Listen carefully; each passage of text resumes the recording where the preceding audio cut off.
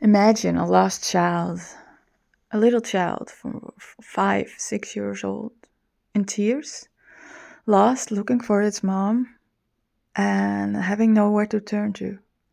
Having nowhere to turn to. This is the child that is like severely distressed, right?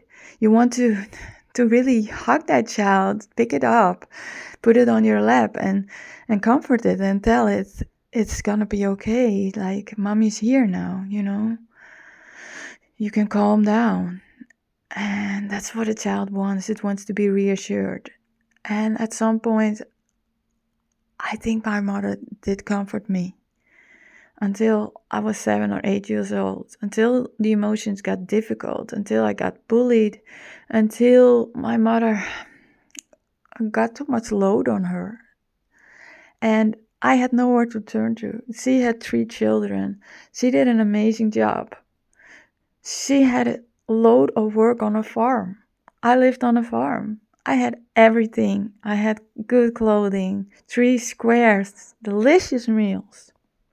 And this is so painful. On the outside, everybody thought my mother was normal.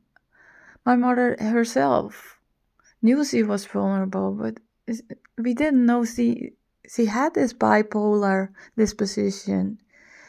And she was anxious inside, and she was hiding her anxiety. She was hiding it in the books she was reading in the evening, but she was doing all that she could. And yet I got neglected, I got damaged, I was on my own. I couldn't turn to her when things got difficult because she was practical. She rationalized my problems. And that way I got tough.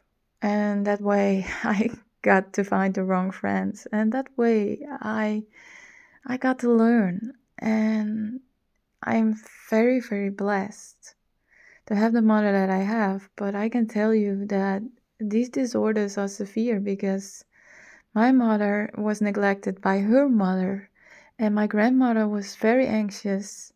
And this is how trauma gets repeated. Not repeated, that's not the word I wanted to say, but it gets carried on. And this cord I want to break, because we can heal our own inner child. It's time to heal our wounds and reassuring ourselves. And we can be our own mommy. We can be our own dad. Yes, and this is the good news. And this is what I pray for everyone. And I pray for my mother to get completely healed. Because I believe that God can do the impossible. And I believe that everybody can learn and grow. We have to learn what it means to feel our emotions. We have to learn how emotions work. And that's why I'm on this mission. And that's why I'm gonna explain what it's like to have a bipolar mother. That's why I'm making this video, one video at a time. So God bless you.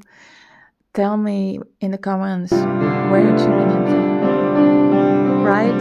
Thank you. Bye-bye.